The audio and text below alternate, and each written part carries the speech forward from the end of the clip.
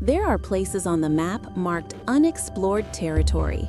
Cartographers see these as a challenge, a blank space to be filled with contour lines and data. But some places remain blank for a reason. They are not waiting to be found. They are waiting to be forgotten. They are the quiet eddies in the river of time, where the lost come to rest and are never seen again. This is the story of a man who traded his maps for a memory and followed a path that wasn't on any of them. A path that promised peace but demanded silence. Let's begin the story. Get comfortable and listen closely.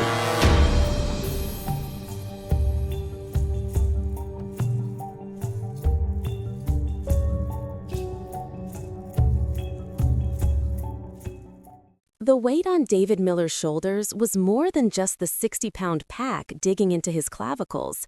It was the dense, crushing gravity of grief, a force that had pulled his world off its axis for the past 6 months. In his right hand, he clutched a trekking pole, its carbide tip biting into the dusty trailhead with sharp, rhythmic clicks. In his pack, nestled among the dehydrated meals and survival gear, was a small, heavy brass urn. Anna. He stood at the edge of the trailhead, a wooden signpost declaring the start of this particular stretch of the Pacific Crest Trail. For David, a man who had spent 2 decades creating maps for the U.S. Geological Survey, this was supposed to be a simple, if somber, task, a point A to point B journey, 3 days up, 2 days back. The objective was a peak called Y East Ridge, a place Anna had always described with a reverence he, a man of grids and elevations, could never quite grasp. It was the place they were supposed to visit for their 15th anniversary. Now, it was the place he would leave her. His GPS was clipped to his shoulder strap, its screen displaying a reassuring satellite lock and a topographical map layered with his pre-planned route. Logic, precision.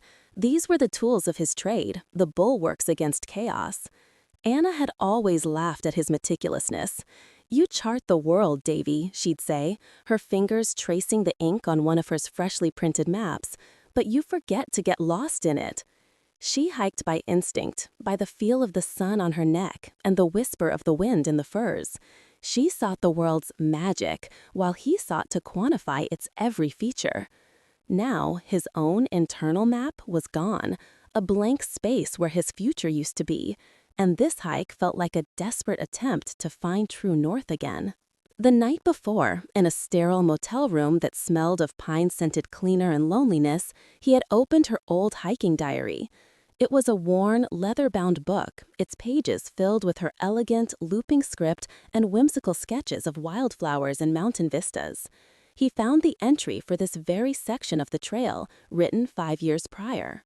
October 3rd, she'd written, "The air is so clean up here it almost hurts to breathe. The PCT is beautiful, of course, but today I found something else. A secret. A little path, not on any map, almost completely hidden by elderberry bushes. I almost missed it. It felt different. I don't know how to explain it. Like stepping into a quiet room after a loud party. All the noise of the world just stopped. It was a place outside of time, I think. A place of perfect, unbelievable peace. I only walked it for a little while, but it felt like it wanted me to stay." Next to the entry, she had drawn a small, peculiar symbol. A simple circle with a single thorny vine wrapped around it, like a serpent eating its own tail, but with a thorn piercing the beginning of the vine. It meant nothing to him, just another of Anna's artistic flourishes. He'd closed the book, the ache in his chest a familiar, unwelcome jest. Perfect peace. He would have settled for a single moment of quiet in his own head. Now, standing at the trailhead, the morning sun filtering through the towering Douglas firs, he took a final look at the Park Service map tacked to the information board. A friendly, grizzled ranger had given him a copy earlier, along with some advice. "Beautiful country, but she's tricky," the ranger had said, tapping a finger on the map. "Stick to the marked PCT. The side trails can get you turned around real fast up here. Some of them don't go nowhere." David nodded his thanks, confident in his skills. He was a cartographer. Getting turned around wasn't something that happened to him. He adjusted his pack, took a deep breath that did nothing to calm the tremor in his hands, and took his first step onto the Pacific Crest Trail. He walked for an hour, the path a well-beaten track of dirt and rock winding through the cathedral-like silence of the old-growth forest. The exercise was a balm, the physical exertion a welcome distraction from the circular thoughts of loss that had plagued him for months. He focused on his pace, on the efficient rhythm of his breathing, on the data points of his journey. And then he saw it. To his left, almost perfectly camouflaged by the dense undergrowth, was a faint parting in the foliage. It wasn't a trail, not really. It was more like the suggestion of a trail, a place where the forest seemed to hold its breath. Curiosity, a professional instinct, made him stop. He looked closer, pushing aside a broad fern leaf. And there, carved into the rough bark of an ancient cedar, was the symbol. A circle wrapped by a single thorny vine. A jolt went through him, electric and sharp. It was identical to the one in Anna's diary. He stood frozen. The sounds of the forest, the distant call of a Steller's jay, the rustle of a squirrel, fading into a low hum in his ears. The ranger's warning echoed in his mind. Stick to the marked PCT. His GPS chirped, helpfully showing his little blue dot right where it was to be. Logic screamed at him to turn away, to continue on the known path, to complete his mission.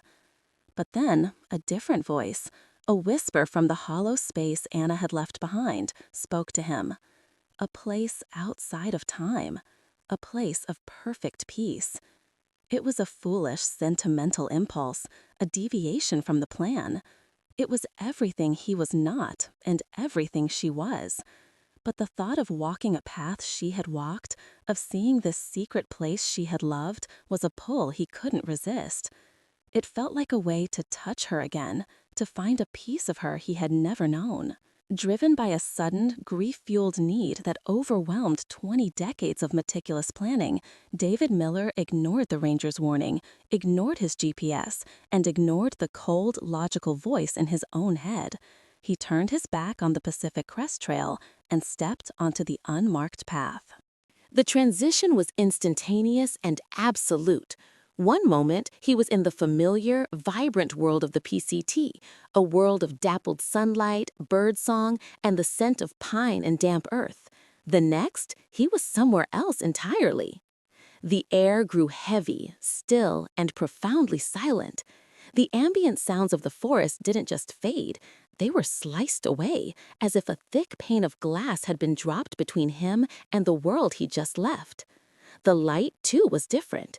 It filtered through the dense canopy not in sharp golden shafts, but as a soft, uniform, pearlescent glow, like the light of a perpetually overcast dawn. It erased shadows, flattened perspective, and gave the woods a dreamlike, two-dimensional quality. The path itself was narrow, a mere ribbon of dark soil winding through a forest that felt impossibly ancient. The trees were draped in thick moss, their branches twisted into arthritic shapes, and the undergrowth was dominated by a single, strange plant, a thorny briar that snaked over everything, its vines thick as his wrist. The thorns were long and black, like shards of obsidian. Between them grew clusters of berries, but they were a pale, ghostly white, utterly devoid of color, as if the very pigment had been leached from them. Instinctively, David glanced at his GPS. The screen displayed a single infuriating message, acquiring satellites. The signal was gone. A prickle of unease, the first crack in his impulsive confidence, ran down his spine. He was a man who was never without his bearings. He pulled out his compass, a trusted silver instrument he'd owned for years. The needle trembled, spun lazily for a moment, and then settled, pointing north. He felt a small surge of relief. At least some laws of physics still applied here. He started walking, the silence pressing in on him. It was a physical presence, a weight on his eardrums. He tried to whistle, just to break the stillness, but the sound died in his throat, thin and pathetic. The path was soft under his boots, absorbing all sound. It was unnervingly easy to walk, winding gently, with no steep inclines or treacherous footing. It felt less like a wild trail and more like a manicured Arden path, beckoning him deeper into its silent embrace. A strange sense of peace began to settle over him, a quietude that went beyond the absence of sound. The sharp edges of his grief, the constant grinding ache of loss, seemed to soften. The mission, the urn, the painful purpose of his hike, it all felt distant, unimportant. There was only the gentle, forward pull of the path. He walked for what felt like a long, meditative hour. The scenery barely changed, the same moss-draped trees, the same pale briars, the same soft, shadowless light. He felt a pang of thirst and decided to take a break. He shrugged off his pack and reached for his water bottle, glancing at his watch as he did. His breath hitched. The watch face read 8:17. He had started his hike on the main trail at 7:30. He had entered this strange path at roughly 8:05. According to his watch, he had been walking for only 12 minutes. It was impossible. He was a seasoned hiker. He knew his own pace. He had covered at least 2 miles. He tapped the crystal face of the watch as if to shake it back to its senses. The second hand swept on, steady and untroubled. The temporal disorientation was profound, a cognitive dissonance that made the world tilt slightly. His rational mind scrambled for an explanation, a psychological fugue, the effect of altitude, a trick of the strange light, but none of it felt right. The feeling of peace was so pervasive, it was easy to dismiss the anomaly. It doesn't matter, a quiet thought whispered in his mind. Just keep walking. He was about to shoulder his pack when a flicker of movement ahead caught his eye. He rounded a gentle bend that curved around a mossy boulder and saw a figure standing by a small, placid stream. It was a young woman, her back to him. She wore faded bell-bottom jeans, a fringed suede vest, and a brightly colored bandana tied around her long, straight brown hair. Her hiking gear looked like it was straight out of a 1970s catalog.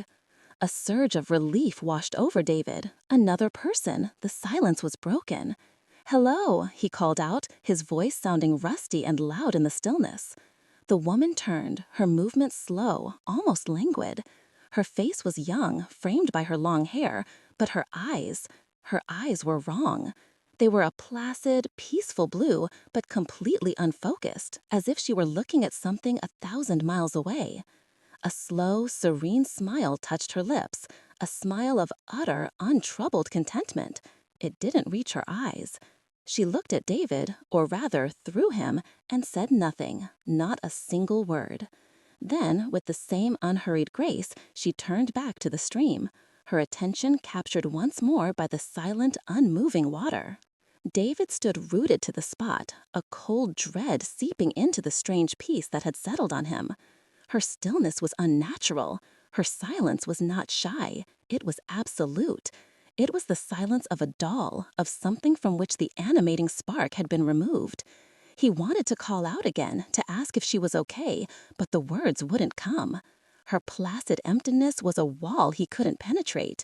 It was more unnerving than any overt threat could ever be. He quickly shouldered his pack, his heart hammered against his ribs, and hurried past her, giving her a wide berth. As he moved on, he didn't dare look back. The profound, heavy silence of the briar path closed in behind him once more. The unsettling encounter with the 70s hiker shattered the trail's illusion of peace, replacing it with a creeping, paranoid dread. Every shadow seemed to coalesce into a silent, watching figure. Every gentle curve in the path now felt like a carefully laid ambush for the senses. David walked faster, his mind racing, trying to impose a logic on a place that seemed to actively repel it. He was a cartographer, a man who believed that any terrain could be understood, measured, and mapped. But this place defied all known principles of geography. His professional horror began to mount as he continued. He passed a unique rock formation, a massive granite outcrop split cleanly in two, with a single skeletal pine tree growing from the fissure. It was a memorable landmark, the kind he would note on any survey. He walked for what he judged to be another mile, the path winding and turning, yet he never felt as if he were gaining or losing elevation. And then, impossibly, he saw it again. The same split granite rock, the same skeletal pine. He stopped, his blood running cold. He checked his compass. It still pointed north. He had been walking in a consistent southerly direction. There was no loop, no switchback he could have missed. The path was a single forward line. Yet he was back where he had been 20 minutes ago. Panic, cold and sharp, began to pierce the fog of the trail's strange tranquility. He marked a large X in the dirt with the heel of his boot, took a deep breath, and set off again, this time counting his paces, his eyes fixed on the path ahead. 1,000 paces, 2,000. He rounded a bend choked with pale briars and froze. At his feet was the X he had just carved. The path was a lie. It was a physical impossibility, a non-Euclidean maze masquerading as a simple woodland trail.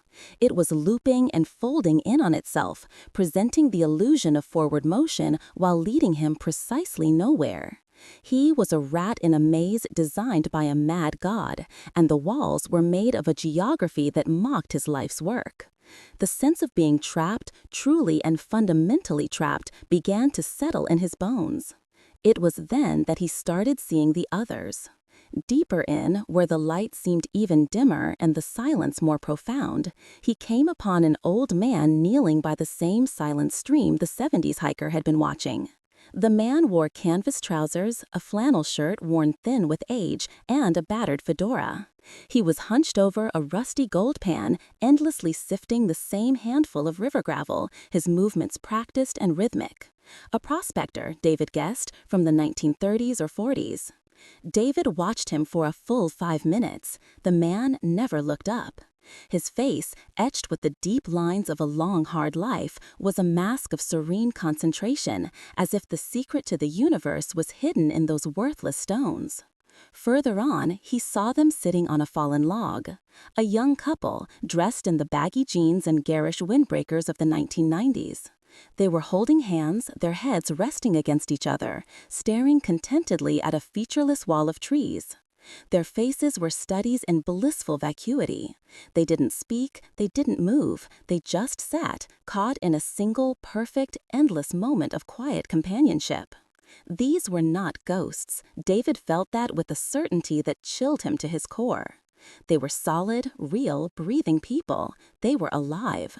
But their minds, their essence, had been scooped out, leaving behind these placid, living shells. They were the other inhabitants of this impossible place, collected from different decades, all caught in their own peaceful, silent, endless loops. They were the lured. The common denominator was the briars. The pale, thorny vines were everywhere, lining the path, winding around the trees, encircling the clearings where the lured were captured in their tableaus. And on the briars were the berries, pale, colorless, and strangely luminous in the dim light. He leaned closer to inspect one. As a knowledgeable outdoorsman, he had a passing familiarity with most of the flora of the Pacific Northwest. He had never seen anything like this. The berries had no scent. They seemed inert. As he watched the 90s couple from a distance, she saw the young woman, with a slow and graceful movement, reach out and pluck one of the pale berries from a nearby vine. She brought it to her lips and ate it with a look of such profound, ecstatic contentment that David felt an involuntary pang of something that was almost envy. Her partner did the same. It was like a sacrament, a quiet communion with the trail itself. A loud, insistent warning bell began to clang in the logical, rational part of his mind, the part that the trail had been trying so hard to submission. The impossible geography, the temporal distortion, the silent, vacant people, the strange, ubiquitous berries, they were all connected. This wasn't just a place where you got lost. This was a place that collected you. And he was beginning to understand how. Hours bled into one another in the shadowless, timeless twilight of the briar path. David's initial panic had subsided into a dull, gnawing exhaustion that was both physical and existential. The impossibility of his situation was a weight as real as his pack. He was thirsty, a deep, cellular thirst that the water from his Nalgene bottle couldn't seem to quench. The purified water tasted flat, metallic, lifeless. It was like drinking gray. Meanwhile, a new sensation was growing within him, a strange, specific craving. His eyes kept drifting to the pale berries hanging in opalescent clusters on the briars. They seemed to hum with a silent invitation. He knew it was a terrible idea. Every survival instinct, every lesson he'd ever learned about the wilderness screamed at him not to eat the unidentified fruit. He saw the serene, empty faces of the Lord, and he knew, on some level, that the berries were the cause. But the trail was wearing him down. The silence, the looping geography, the profound sense of isolation, it was a form of psychological erosion. And beneath it all, the engine of his grief for Anna continued its painful, grinding work. He was so tired of hurting. He was so tired of being lost, both on this path and in his life. The memory of the 90s hiker's blissful expression as she ate the berry surfaced in his mind, and it seemed less like a warning and more like a promise of peace, of an end to the pain. His resolve crumbled. With a trembling hand, he reached out, his fingers brushing against the cool, smooth skin of a single berry. He plucked it from the vine. It was heavier than it looked. He stared at it in his palm for a long moment, a tiny, pale pearl of oblivion. Then, before he could think another rational thought, he put it in his mouth. The taste was an explosion. It was not a flavor in the traditional sense. It was a pure neurological event. It was the distilled essence of every happy memory he had ever had. It was the warmth of the sun on his face during a childhood beach trip, the giddy triumph of reaching his first mountain summit, the smell of Anna's hair, the overwhelming joy of their wedding day, the sound of her laughter. All of it, every peak moment of happiness compressed into a single, overwhelming burst of pure, distilled joy. It was the most incredible thing he had ever experienced. And as the wave of euphoria washed through him, something else happened. The grief over Anna, the heavy shroud that had smothered him for 6 months, simply vanished. It didn't fade, it was lifted away, cleanly and completely. In its place was a profound, unshakable sense of peace and belonging. He felt home. He understood in that moment the serene contentment on the faces of the Lord. Why would anyone want to feel anything else? He stood up, feeling light, unburdened. The world seemed brighter, the silence no longer oppressive but comforting. He smiled, a slow, placid smile. He should keep walking, find a nice place to sit, maybe by the stream, for a long, long time. Then the side effect began to reveal itself. It was subtle at first. As the initial wave of bliss receded into a warm, pleasant hum, he tried to consciously recall a specific memory of Anna. He wanted to picture her face on the day she'd brought home their puppy, her expression a mix of conspiracy and delight. He reached for the memory, and his mind came back with fog. He could remember the event, the puppy, the surprise, but her face was blurry, indistinct, like a photograph left too long in the sun. He tried to summon the exact sound of her laugh, the throaty, infectious chuckle that could always make him smile. He couldn't hear it. There was only a faint, generic echo where a vibrant, specific sound used to be. A sliver of cold fear, an emotion that felt alien and intrusive in his new, peaceful state, pierced the euphoria. He scrambled to open his pack, his hands suddenly clumsy. He pulled out the brass urn. He looked at the cold, heavy object in his hands, and for a terrifying, heart-stopping second, he couldn't remember why he was carrying it. The name Anna was there, but the emotional weight behind it, the entire history of love and loss that it represented, was gone. The berry didn't just add joy, it erased the sorrow that gave the joy its meaning.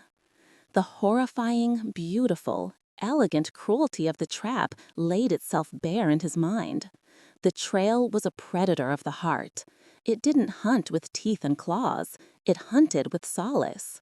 It lures in the emotionally vulnerable, the grieving, the heartbroken, the lost. The silence and the impossible geography were designed to disorient and exhaust you, to make you let go of your worldly attachments and your sense of self. The berries were the final, irreversible step. They were a psychoactive agent that didn't just mask pain. They surgically removed the memories that caused it, cauterizing the wounds by burning away the person you used to be. The Lord weren't prisoners in the conventional sense. They were volunteers. The trail had offered them a perfect, painless existence, and all it cost was everything that made them who they were. He was on the verge of becoming another contented, empty shell, another specimen in its collection.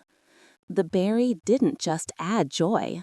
It erased the sorrow that gave the joy its meaning.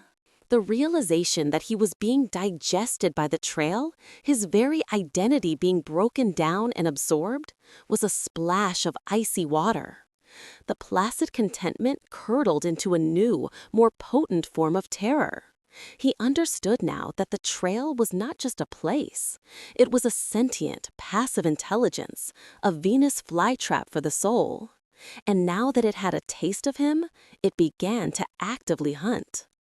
It targeted the very reason he was here, his memory of Anna, the core of his pain, and therefore the most vulnerable part of him. As he stumbled forward, trying to force his mind to hold on to the fraying threads of his past, he saw her. She was standing 100 yards down the path, her form translucent and shimmering in the pale, flat light. It was Anna, exactly as he remembered her from their last happy vacation, wearing her favorite blue sundress, her hair tied back in a messy bun. She wasn't speaking, but she was smiling at him. Not her real, complicated, sometimes mischievous smile, but the same serene, placid smile he'd seen on the 70s hiker. She beckoned him forward with a slow, graceful wave of her hand. "Anna?" he whispered, his voice cracking. The apparition didn't answer. It simply turned and drifted further down the path, glancing back with that same look of peaceful invitation. It was a perfect lure. The trail was using his own grief as bait, personifying his deepest desire and dangling it in front of him. It was a siren's call, promising a reunion that would only lead to his complete dissolution. It wanted him to follow, to give in, to eat more of the berries that grew in thick clusters near the shimmering image. He fought the pull, the desperate, heartbroken yearning to follow that vision. It was a physical struggle, as if a powerful current were trying to sweep him away. He needed an anchor, something real, something tangible. He tore his pack from his shoulders and fumbled with the zipper, his hands shaking violently. He pulled out her diary. The worn leather cover felt solid and real in his grasp. He fell to his knees on the soft earth of the path and forced the book open. He began to read her words aloud, his voice a ragged croak in the oppressive silence.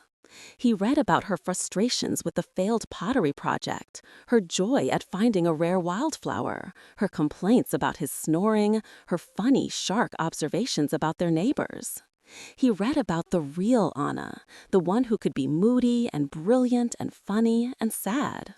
He focused on the messy, complicated, and sometimes painful memories, the ones that were still sharp and clear, the ones the berry hadn't yet managed to dull.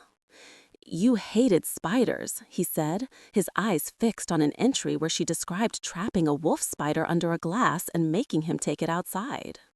"You always left your paintbrushes in the sink. You sang off-key in the car." This act of remembering the real, flawed, beautiful past was an act of rebellion. It was a rejection of the trail's idealized, empty echo. And the trail felt it. As he clutched the diary and spoke her true memory into the silence, the serene atmosphere shattered. A low, mournful wind began to howl through the ancient trees, a sound like 1,000 whispers of regret. The air grew cold. The pale, thorny briars, which had seemed so inert, now seemed to writhe and reach for him, their black thorns scraping against his clothes like grasping fingers. The path ahead, where the apparition of Anna had been, grew dark and menacing. The peaceful illusion was gone, ripped away to reveal the possessive, hungry intelligence that lay beneath. It had offered him a gentle forgetting, and he had refused. Now it would not be so kind. The briar path did not like to be denied. The trail was no longer inviting. The gentle curves had become menacing twists. The silent trees now loomed like prison bars. The possessive intelligence of the place was palpable, a palpable pressure in the cold air. David scrambled to his feet, shoving the diary back into his pack as if shielding it from the trail's corrupting influence. His first panicked instinct was to run, to retrace his steps, to get back to the split rock and somehow find his way out. He turned and looked back the way he had come. The path was gone. Where there had been a clear, albeit winding trail, there was now only an impenetrable wall of the thorny briars, their pale berries glowing faintly like malevolent eyes in the gloom. The trail had sealed the entrance behind him. It was a one-way street, a digestive tract. The horrifying finality of it nearly buckled his knees. There was no going back. There was only deeper in. He was trapped, utterly and completely, in a place that actively reconfigured its own geography to keep him. Despair washed over him, cold and complete. He was going to die here. Or worse, he was going to live here, another silent, smiling statue in this cursed garden. He sank to the ground, his head in his hands, the mournful wind whispering his failure. Stay, rest, forget. Anna's diary. It was his only link to the real world, his only weapon. He pulled it out again, his hands shaking so badly he could barely turn the pages. He found the entry about the trail, his eyes scanning the elegant script, searching for a clue, a loophole, anything he might have missed. It felt like the path didn't want you to look at a map. It wanted you to just be there, to follow, to not think about where you were going. The words struck him with the force of a physical blow. It wanted you to follow. The trail's power was in its gentle, winding, immersive nature. It relied on its victims' passive participation.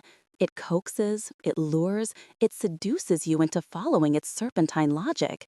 You walk its curves, you accept its impossible loops, you surrender your own direction to its design.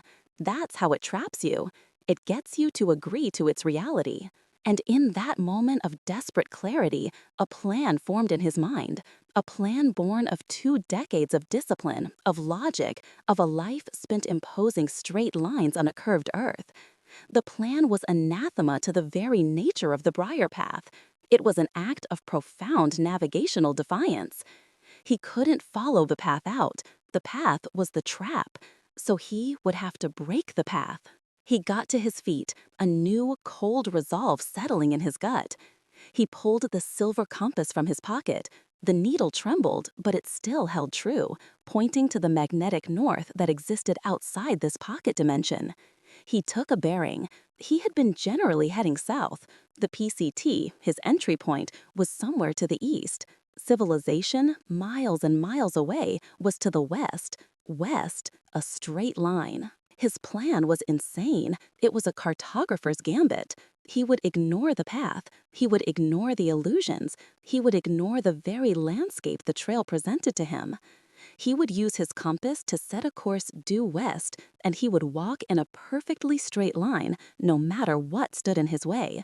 He would force Euclidean geometry onto a non-Euclidean world.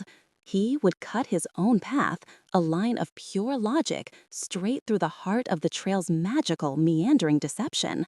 It was his only chance. If the trail wanted him to follow, he would do the one thing it couldn't comprehend. He would make his own map. With his compass in hand, David set his course due west.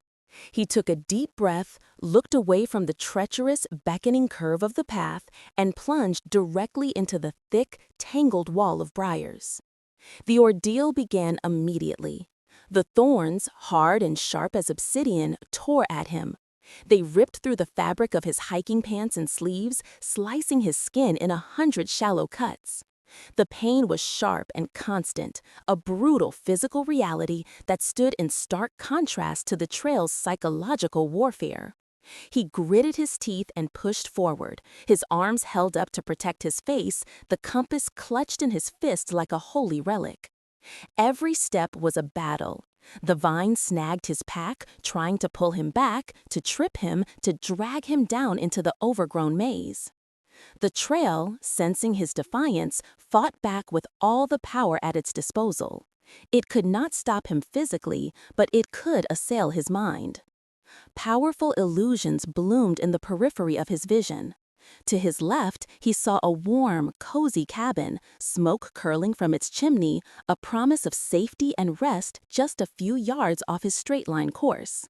He ignored it, focusing on the compass needle, on the next thorny branch he had to break.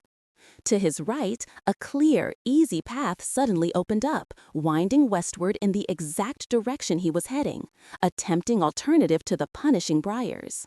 He knew it was a lie, another serpentine trick, and kept his course.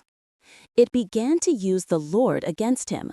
The 70s hiker appeared directly in his path, standing silently, her face a mask of placid reproach, forcing him to physically push past her unresisting form. The old prospector knelt in his way, sifting gravel, a silent testament to the futility of struggle. Their peaceful, empty faces were a tempting contrast to his own agony, a constant, whispering question. Why are you fighting so hard? Peace is right here.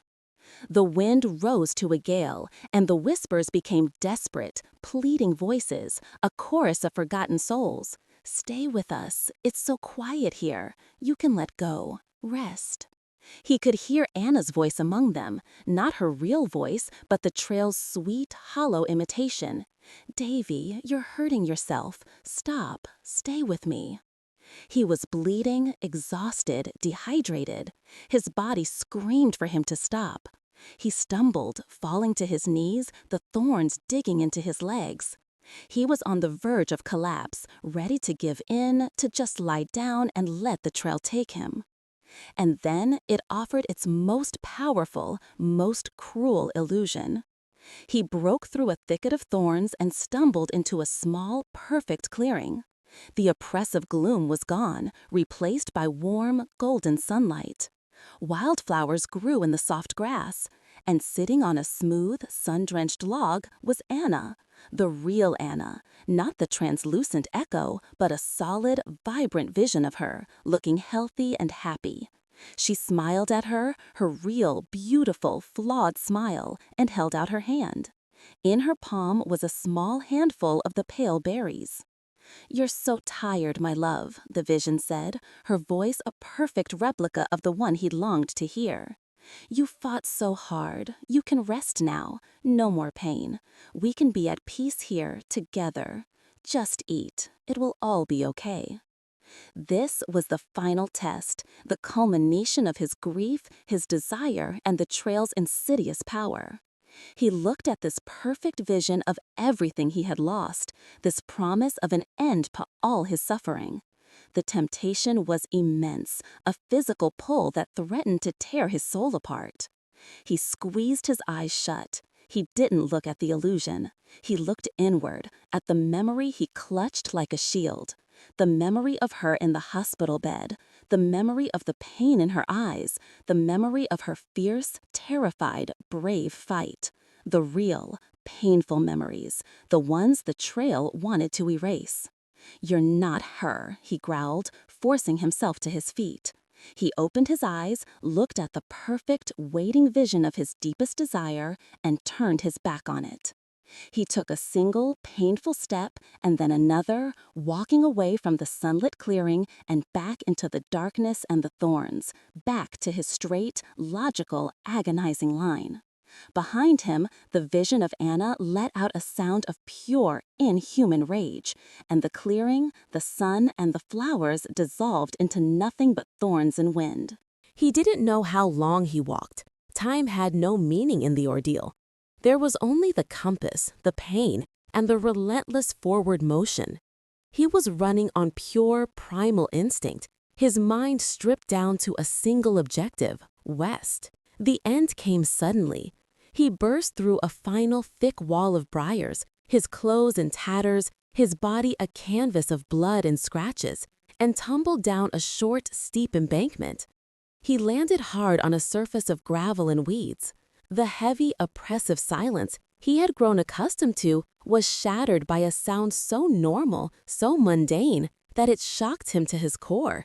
The cheerful, complex song of a chickadee. He pushed himself up, his muscles screaming in protest. He was on a deserted, overgrown logging road, 2 deep ruts in the earth slowly being reclaimed by nature. The air smelled of dust and wild mint. The light was normal, late afternoon sunlight, casting long, definite shadows. He looked back. There was no path. There was no trail entrance. There was only a forbiddingly dense, unbroken wall of forest. The briar path had swallowed its own door. He fumbled for his watch. The face was cracked, but it was still running. The date was 3 days later than when he had started. He had entered the trail in the morning and emerged in the afternoon. 3 days had passed in the outside world, while he had experienced less than 1. He felt a wave of vertigo, the temporal mechanics of his escape too vast and terrifying to contemplate. He was free, but he had not escaped unchanged. His body was a network of thin, white scars that would never fully fade, a permanent map of his ordeal etched onto his skin. More profoundly, he knew there were gaps in his mind. He tried again to picture Anna's face on their wedding day. The image was still hazy, the edges blurred. He had saved himself, but the berry and the trail had taken their price. He had lost precious, irreplaceable pieces of the woman he was trying to honor. He eventually found his way back to the PCT, miles south of where he should have been. The journey to Y-East Ridge was a grim, hollow affair. He reached the vista, a stunning panorama of jagged peaks and forested valleys, but the beauty felt distant, alien. He scattered Anna's ashes, not with the perfect, planned peace he had envisioned, but with a raw, honest, and incomplete grief. His love for her was still there, a massive, powerful thing, but it was now a tapestry with holes burned in it. On his way back down the mountain, he found the hidden entrance to the unmarked trail. From this side, it was just as innocuous, just as tempting. He saw the strange symbol carved into the cedar. Using a sharp piece of granite, he didn't just scratch it out. He savagely defaced it, carving a deep, stark skull and crossbones over it, a clear, primal warning for any other lost soul who might be lured in by a promise of peace. Months later, David was home, but the man who had left for the mountains had not returned. He had resigned from his job at the USGS. The world of precise lines and absolute data felt like a lie to him now. He knew there were places that defy measurement, places that operated on a different kind of logic entirely. He had become an artist, a writer. He filled sketchbooks not with topographical charts, but with maps of feelings, of memories, trying to chart the treacherous landscapes of the human heart. The final scene is not of a mountain, but of a quiet desk in a small room. David picks up Anna's worn, leather-bound diary. He opens it to the first blank page at the end. He uncaps a pen, his hand steady now, the scars on his skin a pale white against his knuckles. He begins to write his own story, his own warning, his own map of the place that wasn't. There are some places the maps don't show you, he writes. They're not for finding your way, they're for losing it. Enjoyed the story? Don't forget to like, share, and subscribe for more. We'd love to hear your thoughts in the comments below.